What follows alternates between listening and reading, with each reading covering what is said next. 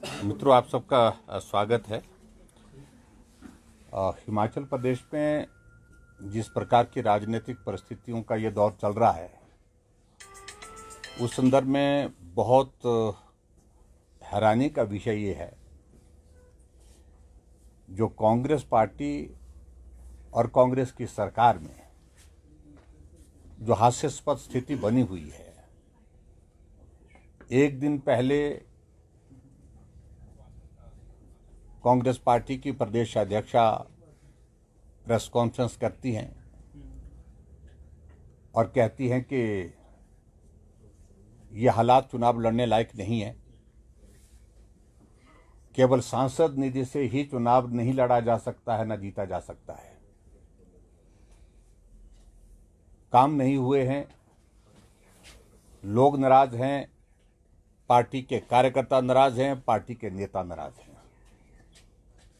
और ऐलान करते हैं कि हम मंडी लोकसभा क्षेत्र से चुनाव नहीं लड़ेंगे। लेकिन इसके विपरीत आज मुझे मालूम पड़ा है, शायद 3 बजे इनकी कोई जॉइंट प्रेस कॉन्फ्रेंस है कांग्रेस पार्टी के नेताओं की, जिसमें मुख्यमंत्री और कांग्रेस पार्टी की अध्यक्षा दोनों उस पत्रकार वार्ता को संबोधित करने वाली हैं। मुझे विषय की जानकारी नहीं है, लेकिन स्पेकुलेशन यही है कि अब फिर से उनको मना लिया गया है और ये दौर पिछले 15 महीने से बदस्तूर चला हुआ है, रूठने का, मनाने का। और बड़ी दिलचस्प बातें जब अंदर से निकलती हैं तो बहुत हैरानी भी होती है। कांग्रेस पार्टी के कुछ नेता फोन कर रहे हैं, जो कांग्रेस पार्टी से निष्कासित होने के साथ साथ विधानसभा की सदस्यता भी जिन लोगों ने खोई है, उसके साथ इंडिपेंडेंट विधायक भी साथ में हैं। उनको 3 लोग ऐसे हैं जो फोन कर रहे हैं और ये कह रहे हैं कि मुख्यमंत्री को लोकसभा के चुनाव के पश्चात तुरंत बदलने का निर्णय हो गया है पार्टी हाईकमान द्वारा। एक कहता है कि आप सब वापिस आ जाओ, हम पुनः बहाल कर देंगे आपको, और बहाल नहीं करेंगे तो आपको मंत्रिमंडल में हम शामिल कर देंगे, कई तरह के प्रलोभन दे करके। चाहे वो निर्दलीय विधायक हैं, चाहे वो विधायक वो हैं जो कांग्रेस पार्टी से निकालने के साथ विधानसभा की जिनकी सदस्यता समाप्त कर दी गई है एक निर्णय के अनुसार। और ये कह रहे हैं कि एक कह रहा है कि मेरी संभावना बन रही है, इसलिए आप वापस आ जाओ।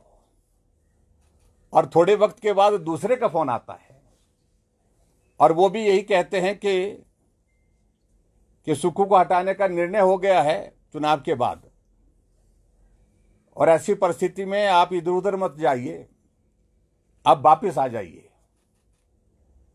और कुछ लोगों ने तो यहां तक कह दिया कि अगर आपको चुनाव लड़ना है तो हम कांग्रेस पार्टी से ही आपको टिकट देने का इंतजाम कर देंगे। और तीसरा एक और फोन करते हैं। 3 लोग इस वक्त, 3 नेता कांग्रेस पार्टी के, और आप अंदाजा लगा सकते हैं कौन कौन हैं वो। मुझे लगता है कि आप बहुत करीब पहुंच जाएंगे अपने आप इन सारी चीजों को लेकर के। एक बहुत हास्यास्पद स्थिति बनी है, जो हमारे साथी हमको सूचनाएं दे रहे हैं कि 3 लोग कांग्रेस पार्टी के, और जिनमें ये भी मैं थोड़ा और ज्यादा आगे बढ़ करके कहूं, तीनों इस वक्त वो मंत्री हैं हिमाचल प्रदेश सरकार में।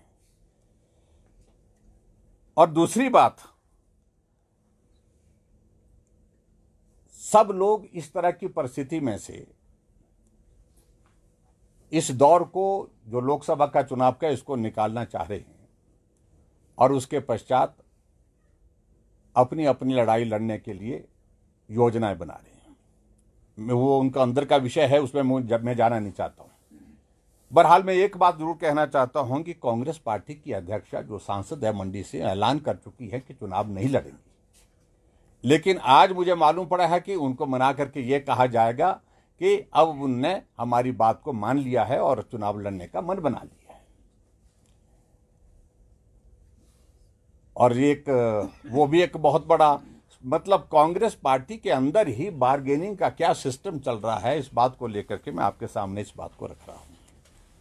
दूसरी बात मित्रों, आज तक के हिमाचल प्रदेश के इतिहास में ऐसा दौर कभी देखने को नहीं मिला। 5 साल मैं भी मुख्यमंत्री हिमाचल प्रदेश में रहा, लेकिन 5 साल के कार्यकाल में हमने पहले दिन एक कमिटमेंट की, हॉनेस्ट कमिटमेंट की, और 5 साल तक उस कमिटमेंट को निभाया कि प्रतिशोध की भावना के साथ, राजनीतिक द्वेष के साथ हम काम नहीं करेंगे। राजनीति में परिस्थितियां बदलती रहती है, बिगड़ती रहती है, लेकिन उसके बावजूद हमने कभी बदले की भावना से हिमाचल प्रदेश में चुने हुए प्रतिनिधियों के खिलाफ कोई भी कार्रवाई नहीं की।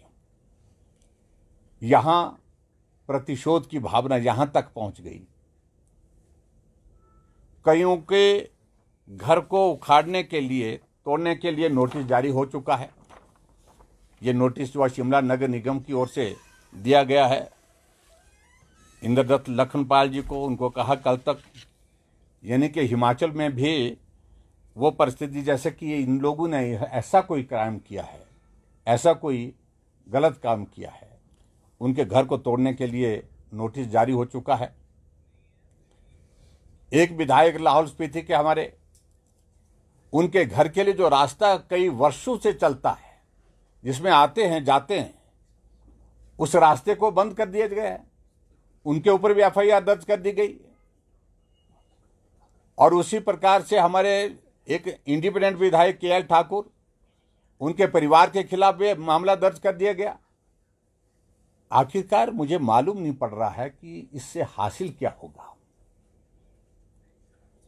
और इससे हंसी की बात और हास्यास्पद स्थिति तो एक तरफ यह बन रही है कि कार्रवाई करने के साथ साथ में दूसरी तरफ उनको फोन कर रहे हैं कि आप आ जाओ, हम आपके मामले को ठीक कर देते हैं। और फोन भी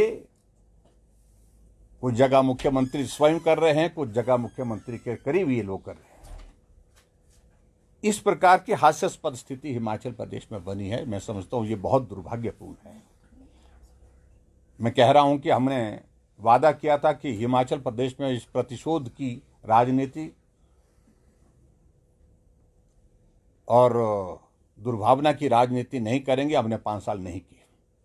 उतार चढ़ाव आते रहते हैं, लेकिन उसके बावजूद भी हमने किसी के खिलाफ इस प्रकार से व्यवहार नहीं किया। चुने हुए प्रतिनिधियों के खिलाफ इस प्रकार के मामले दर्ज करते रहना, ये मैं समझता हूं बहुत ही दुर्भाग्यपूर्ण है। और इसके अतिरिक्त मैं एक बात और भी कहना चाहूंगा कि हिमाचल प्रदेश में आज शायद कांग्रेस का एक डेलीगेशन मिला है इलेक्शन कमीशन को, और जिन्होंने इस बात को लेकर के अपने तथ्य देने की कोशिश की है कि जो 1500 रुपए की जो उनने हर महिला को देने की जो गारंटी थी उनकी, उसकी जो घोषणा की है मुख्यमंत्री ने, उस पर रोक ना लगाई जाए। उसका जवाब दायर करने के लिए बोला गया, शायद वो जवाब उनने दायर किया। मुझे एग्जैक्ट जानकारी अभी तक नहीं हासिल हुई है, लेकिन उसके बावजूद मुझे मालूम पड़ा है कि इस प्रकार की परिस्थिति है।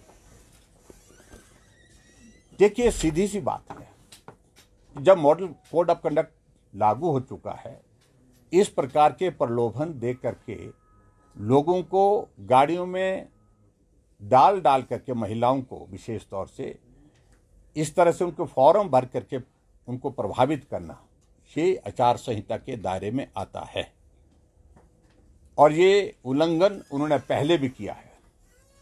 और आज तो मैं इस बात को देख रहा हूं कि लखनपाल जी ने अपनी एक पोस्ट डाली है, और उस पोस्ट पर कांग्रेस के ही विधायक, ये 1500 रुपए के फार्म हमने भी भरवाए थे, ऐसे लिखा उनने लिखा हुआ उसमें।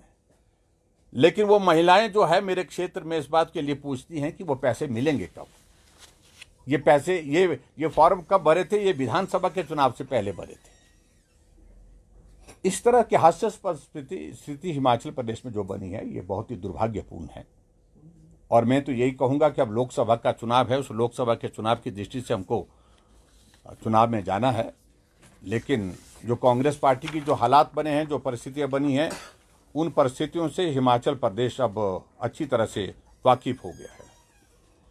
एक बात मैं और भी जरूर कहना चाहूंगा कि केजरीवाल जो आम आदमी पार्टी के नेता हैं, दिल्ली के मुख्यमंत्री, जिस पार्टी का आगाज, जिस पार्टी का जन्म भ्रष्टाचार के खिलाफ आंदोलन के माध्यम से हुआ था, आज उस पार्टी के बड़े बड़े नेता सब के सब जेल की सलाखों के पीछे।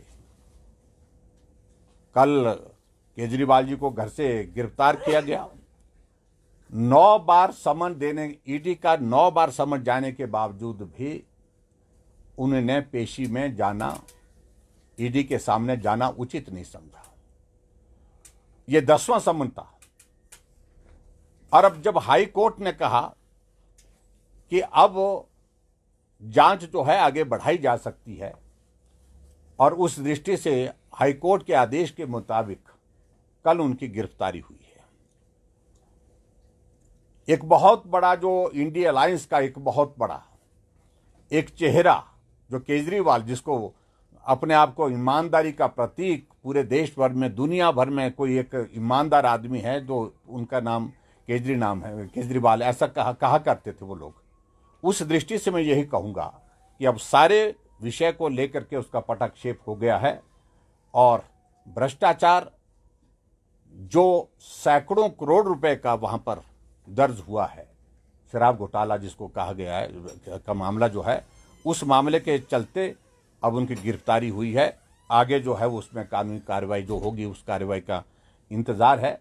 लेकिन मैं इतना जरूर कहना चाहता हूं, आदरणीय प्रधानमंत्री नरेंद्र मोदी जी के नेतृत्व में 10 वर्ष का कार्यकाल एनडीए का पूरा हो रहा है, और एक भी नेता पर भारतीय जनता पार्टी की उंगली उठा करके कह नहीं सकता है कि कोई भ्रष्टाचार का कोई आरोप लगा हो। और प्रधानमंत्री जी के ऊपर तो सवाल ही पैदा नहीं होता है, लेकिन किसी और नेता पर भी इस प्रकार की परिस्थिति नहीं है। यह अंतर है जिस अंतर को समझने और समझाने की आवश्यकता है। मित्रों, आज की इस पत्रकार वार्ता में मैं सिर्फ इतना ही कहूंगा, जो हिमाचल प्रदेश में जो राजनीतिक परिस्थिति है, उस परिस्थिति को ध्यान में रखते हुए कांग्रेस एक तमाशा बन गई है। कांग्रेस की सरकार, कांग्रेस का नेतृत्व तमाशा ही बन गई है, और उस तमाशे का परिणाम ये होगा जब हिमाचल प्रदेश में चुनाव होगा, चारों लोकसभा सीटों पर भारतीय जनता पार्टी की प्रचंड जीत होगी,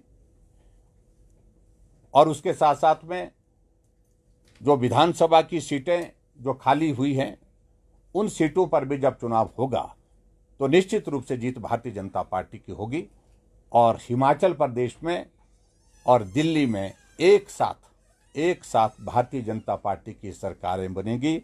दिल्ली में नरेंद्र मोदी जी देश के प्रधानमंत्री बनेंगे, तीसरी बार भाजपा की सरकार बनेगी, और हिमाचल प्रदेश में भारतीय जनता पार्टी फिर सत्तारूढ़ होगी, कांग्रेस पार्टी सत्ता से बाहर होगी। सर, क्या 6 निष्कासित और 3 निर्दलीय बीजेपी में शामिल हो रहे हैं? देखिए, इस सारी बात का थोड़ा सा इंतजार करने के लिए मैं आपसे कहूंगा, थोड़ा आप इंतजार करें। इस पर हम जल्दी कोई फैसले ले रहे हैं, और पार्टी का नेतृत्व तो इन सारी बातों को लेकर के जो है गंभीरता से विचार करने के बाद आगे बढ़ा है। सर, चर्चा ये है कि आज शामिल हो रहे हैं, 2 बजे का समय तय किया गया है। कल भी बैठक हुई है नड्डा जी से उनकी। देखिए, बैठक हुई है, चीजें आगे बढ़ चुकी हैं। समय कौन सा निर्धारित होगा तो निश्चित रूप से उसी दिशा में, क्योंकि जब चुनाव की तारीखें तय हो गई है और मोटे तौर पर उसी दिशा में चीजें आगे बढ़ रही हैं, लेकिन हम इंतजार कर रहे हैं पहले दिल्ली अंतिम निर्णय ले ले, और उसके बाद फिर आगे फिर हम आपसे बात करें। सर, विधायक दल की बैठक रखी गई है, कोई बड़ा मुद्दा? विधायक दल की बैठक तो हमने लोकसभा के चुनाव की दृष्टि से तैयारी के लिए रखी है, और विधायक दल की बैठक से आपको चौंकना नहीं चाहिए कि विधायक दल की बैठक क्यों रख दी। विधायक हमारे चुने वो प्रतिनिधि हैं, उनके जिम्मे पार्टी के संगठन की ओर से जो काम लगे हैं, दायित्व लगे हैं कि ये करना है, वहाँ का अपने अपने क्षेत्र में भी करना है, क्षेत्र के अलावा दूसरे क्षेत्र में भी काम करना है। उस दृष्टि से कुछ हमारा रोड मैप बना है, उस पर हम बात करेंगे। आज आम आदमी पार्टी के कार्यकर्ता जो हैं देश भर की तरह आज भाजपा मुख्यालय का भी घेराव करने वाले हैं। देखिए, एक बात तो मान करके चलिए कि जहाँ उनके नेता ये छवि अपनी बताते थे कि वो ईमानदार हैं, बिल्कुल इस प्रकार के ईमानदार हैं कि वो उन पर कोई उंगली नहीं उठा सकता है, अब वो बिल्कुल भ्रष्टाचार के दलदल में फंस गए हैं। और फ्रस्ट्रेशन है, उनका नेतृत्व तो सारा जेल के पीछे है, जेल की सलाखों के पीछे है, और उस हालात में स्वाभाविक रूप से वो रोष आक्रोश जाहिर करेंगे, उसमें कोई बात नहीं है, लोकतांत्रिक व्यवस्था है, लेकिन उसके बावजूद उसका कोई अर्थ नहीं। अब आम आदमी पार्टी को कोई भी रास्ता नहीं है इस देश के सामने इन सारी चीज़ों का जो एक्सपोजर हो गया है, उसके बाद अपने आप को छुपाने के लिए कोई रास्ता नहीं है। सर, कांग्रेस कह रही है भाजपा जांच एजेंसियों का उपयोग कर रही है चुनाव जीतने के लिए। देखिए, चुनाव जीतने के लिए सवाल पैदा नहीं होता। ये मामला कितने सालों से 10 बार समन हुआ दिल्ली के मुख्यमंत्री को, लेकिन जांच में उन्हें शामिल होना ही उचित नहीं समझा, और आखिरकार हाईकोर्ट की इंटरवेंशन से सारी कार्यवाही उसमें हुई है। और सर, क्या आपको दिल्ली बुलाया गया है ऐसे समय में, तब जब निर्दलीय और साथ में बागी हैं वो भाजपा ज्वाइन करने वाले हैं, क्योंकि बीजेपी के 3 नेता तो ऑलरेडी दिल्ली में हैं? नहीं, बीजेपी के नेता दिल्ली तो जाएंगे ही, और स्वाभाविक रूप से इस तरह की बातों को लेकर के जब बात होती है तो कुछ चर्चा में भाग लेना, बात करना, ये स्वाभाविक रूप से होता रहता है। लेकिन आज कुछ और विषय को लेकर के हम आप लोगों के ध्यान में थोड़ी देर में बात करेंगे। जब कल सुबह उनकी ज्वाइनिंग होगी तो आप उस समय वहाँ हिस्सा होंगे क्या? नहीं, मैं स्टेशन हूँ यहाँ पर। विधायक दल की बैठक हमने शिमला बुलाई है, हम शिमला ही होंगे। और सर, बार बार आप दावा कर रहे हैं, भाजपा दावा कर रही है कि हिमाचल प्रदेश में भाजपा सत्तारूढ़ होगी। मुख्यमंत्री ने भी जनसभा में कहा था कि जयराम ठाकुर को कुर्सी की इतनी भूख क्यों है? देखो, मैं एक बड़ी साफ बात कह रहा हूँ, कुर्सी की भूख नहीं है और कुर्सी की लालच भी नहीं है, और बड़ी साफ बात करो कि आपको कुर्सी बहुत बेहतर ढंग से संचालन करने के लिए प्रदेश की जनता ने दी थी, लेकिन अब आप नहीं संभाल पा रहे हैं, इसमें हमें मत दो चीज़। मैं तो इस बात को कह ही नहीं रहा हूँ, बिल्कुल कह ही नहीं रहा हूँ। कुर्सी का तो मंत्री को समझना है। कांग्रेस के पोलिंग बूथ पर बैठे इलेक्शन एजेंट को राज्यसभा के चुनाव के दौरान अपना वोट दिखा करके गए हैं।